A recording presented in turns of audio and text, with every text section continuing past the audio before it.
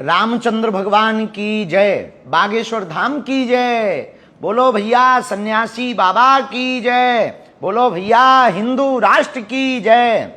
जात पात को हमें जड़ से मिटाना है, सोए हुए हिंदुओं को जगाना है। जय बागेश्वर धाम। आप सबको पता ही है वर्तमान में भारत के आसपास की जो स्थितियां हैं वो बहुत विचित्र हैं। एक तरफ म्यांमार, एक तरफ भूटान, एक तरफ बांग्लादेश, एक तरफ चीन, एक तरफ पाकिस्तान। भारत विचित्र स्थितियों से घिरा हुआ है। हमारे हिंदू भाई बहन नेपाल में भी थे, फिजी में भी हैं, अभी भी नेपाल में है, मॉरिशस में भी है, इंडोनेशिया में भी है भैया। लेकिन दिन प्रतिदिन संख्या घट रही है, संख्या बल घट रहा है, धर्म विरोधियों का संख्या बल बढ़ रहा है। क्या तुम्हें पता है 65 से ज्यादा इस्लामिक देश हैं, 90 से ज्यादा ईसाइयों का देश है, पर हिंदुओं का एक भी देश नहीं। बुरा ना मानना, बांग्लादेश के ऊपर अगर अत्याचार हिंदुओं पर हुआ तो वो तो भारत में आ जाएंगे। मॉरिशस, फिजी या नेपाल के हिंदुओं पर अत्याचार होगा, शायद भारत उदार दिल दिखाए तो वो भारत में आ जाएंगे, पर भारत के हिंदुओं पर अगर अत्याचार होगा तब भारत के हिंदू कहां जाएंगे? यही चिंता हमको खाए जा रही और हम लोग बटे हैं जातियों में, समाज में, लोगों में। अपनी ऊर्जा अंग्रेजों पिछड़े के नाम पर खत्म कर रहे हैं। अंग्रेजों पिछड़े की नाम की लड़ाई पर ही द्वंद्व हो रहे, जे बड़े हैं जे छोटे हैं, इसी के तमाशे चल रहे हैं। हम हिंदुस्तानी क्यों ना बने, हम भारतीय क्यों ना बने, हम हिंदू क्यों ना बने? अरे हम कहते भाई हम कट्टर हिंदू क्यों ना बने? यही हमारे मन में विचार आया। लेकिन ये जो क्रांति खड़ी करनी है वो तलवारों की नहीं, विचारों की करनी। इसलिए जात पात की करो विदाई, हम सब हिंदू भाई भाई। यह देश यात्राओं का देश है, राम जी की वनवास यात्रा, आज जगतगुरु शंकराचार्य की चारों मठों की स्थापना यात्रा। लेकिन इस देश में जब अंग्रेजों ने गुलामी की जंजीरों में भारत के लोगों को जकड़ लिया था और गुलामी की जंजीरों से जब भारत के लोग निकल नहीं पा रहे थे, तब इस देश के घर घर से चंद्रशेखर आजाद, सुभाष चंद्र बोस, भगत सिंह जैसे राष्ट्र प्रेमी घर से बाहर निकले। उन्होंने चुनौतियां दी, क्रांति खड़ी की और कई सौ सालों की वह गुलामी की जंजीरों से भारत को आजाद कराया। फिर से भारत जाति पात के नाम पर जंजीरों में भयंकर जकड़ रहा, जात पात के नाम पर राजनीतियां की जा रही और हम सब हिंदू अलग अलग होकर के हमारे ऊपर अत्याचार किया जा रहा है। आज बंगाल में पूजा करना बंद है, देवी पंडालों पर लोग आग लगा देते हैं। रामचरितमानस को खड़े हुए सड़क पर उत्तर प्रदेश के एक व्यक्ति ने खड़े हुए सड़क पर जलाया, किसी ने चूं तक नहीं बोला, ना तो फतवा जारी हुआ, ना हिंदू बोला।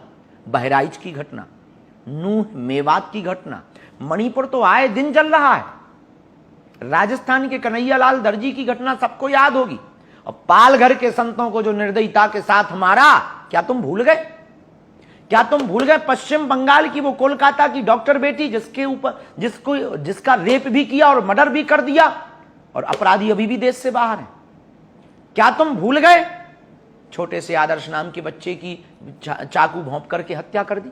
क्या तुम भूल गए तुम्हारे रामनवमी की यात्रा पर पत्थर फेंके जाते? क्या तुम भूल गए राम के होने का सबूत मांगा जाता?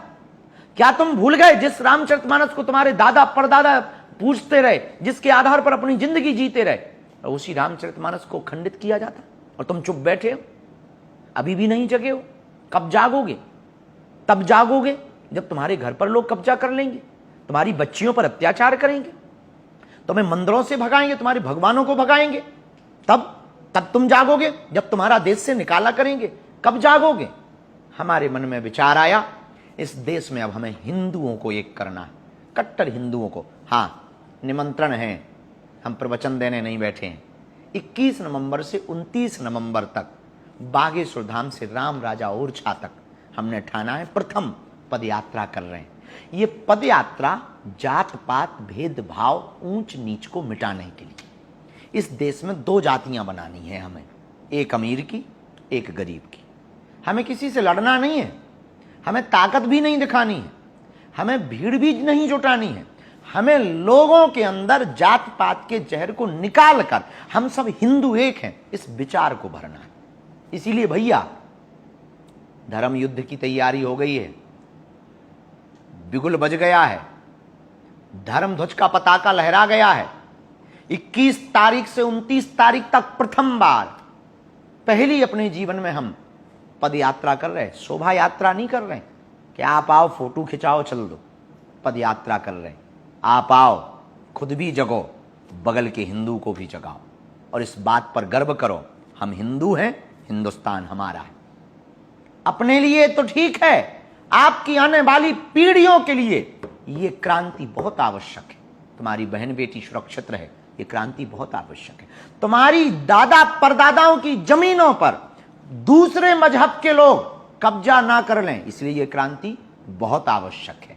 ये क्रांति इसीलिए भी आवश्यक है, तुम्हारी बहन बेटी स्कूल जावे तो कोई तेजाब ना डाल दे, श्रद्धा जैसे 35 टुकड़े ना मिले। इसलिए इस देश में ये क्रांति बहुत आवश्यक है। ये पहली पद यात्रा है, हम रुकेंगे नहीं, जब तक तन में प्राण रहेंगे झुकेंगे नहीं। हिंदुओं के लिए आगे आएंगे, हमें किसी से लड़ना नहीं है, हमें विचारों की क्रांति खड़ी करना है। इसलिए जात पात और भेदभाव को जड़ से मिटाना है, हमको भारत भव्य बनाना है। 21 नवंबर से 29 नवंबर की पदयात्रा में आप नहीं आ पा रहे, कोई दिक्कत नहीं, घर पे बैठो, कल हम याद आएंगे। पर सुनो, घर पे बैठ के भी कुछ कर सकते, एक हनुमान चालीसा का पाठ करो और इस पद यात्रा को जन जन तक पहुंचाओ। घर पर बैठ करके भी जात पात को मिटाने का संकल्प लो कि आज से 2 ही जातियां हैं, एक अमीर एक गरीब। हम हिंदू हैं, इस बात पर गर्व करो। हम कट्टर हिंदू हैं, इस पर इतराओ। हम भारतीय हैं, इस पर इतराओ। इसलिए 21 नवंबर से 29 नवंबर तक होने वाली पदयात्रा को भूल नहीं जाना। अगर आप आसपास रहते हैं तो आ जाओ, फ्री हो एक दिन के लिए आ जाओ। धर्म युद्ध में किसी को निमंत्रण नहीं भेजा जाता। जिस हिंदू के अंदर हिंदुत्व का खून होता है उसका जमीर खुद जाग जाता है। इसलिए अब हम सबको जगना है। हाँ, वो पुराना समय चला गया जब हिंदू हिंदू कहने से डरता था, क्योंकि डर लगता था कि कोई काट ना दे, कोई गर्दन ना काट दे, कोई मार ना दे। अब डरना नहीं है। बागेश्वर बालाजी हैं, उन्होंने ही ये संकल्प दिलाया है। हम तो निकल पड़े तुम्हारे लिए, हमारा अपना कुछ भी फायदा नहीं। ना तो हमें राजनेता बनना है, ना हमें वोट चाहिए, ना हमें किसी पार्टी का सपोर्ट करना है। हमें इस देश से ये जो सबसे बड़ी कुरीति, और मंदिरों के बाहर तुम लिख देते हो कि जूता चप्पल बाहर उतारो, मंदिरों के बाहर ये लिखो कि जात पात को बाहर छोड़कर आओ, क्योंकि ये सबसे बड़ा जहर है, ये सबसे बड़ा कैंसर का रोग है। अंगड़े और पिछड़ा ये सबसे बड़ा। गरीब सिर्फ ताली बजाने के काम आता है, अमीर मंचों पर अपना चेहरा चमकाता है। ये सबसे बड़ा कैंसर है। हम चाहते हैं इस देश में समानता हो, इस देश में एकता हो। ये आदि जगतगुरु शंकराचार्य का विचार था, एकात्म यात्रा, अद्वैत की यात्रा। हमारा पर विचार नहीं है, महापुरुषों का भी विचार था। इसलिए अब हम सबको जगना पड़ेगा। 21 नवंबर से 29 नवंबर में पदयात्रा को आना ना भूलें, देखना ना भूलें। बाकी अगर भूलेंगे तो तुम्हारे बच्चे तुम्हें भूलेंगे, तुम अपने देश को भूल जाओगे, अपनी संस्कृति को भूल जाओगे, बहुत पछताओगे। जब तुम्हारा देश तुम्हारे ही आंखों के सामने बांग्लादेश बन जाएगा, तब तुम हमें बहुत याद करोगे, तब तुम्हें समझ में आएगी। हमारी बातें अभी तुम्हें मजाक भी लगेगी, फुहड़ता भी लगेगी, हंसी भी तुम्हें आएगी। लंबी लंबी बाबा फेंक रहा है, ये भी विचार आएंगे। लेकिन 10 साल बाद जब इस देश में धर्म विरोधी जो 6% थे वो 22% हो गए, जब तुम पर अत्याचार करेंगे तब हमारी बातें याद आएंगी कि हमने ठीक कहा था। हमारी बातें याद आएंगी, हमने सही आवाहन किया था। पर हाँ, अभी तो अभी है। 21 नवंबर से 29 नवंबर भूल ना जाना, आना। राम राजा ओरछा की शरण में हम ध्वज चढ़ाएंगे, हिंदुओं को एक होने का संकल्प दिलाएंगे, कट्टर हिंदू बनाएंगे।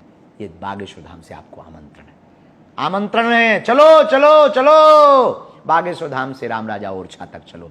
जात पात की करो विदाई, हम सब हिंदू भाई।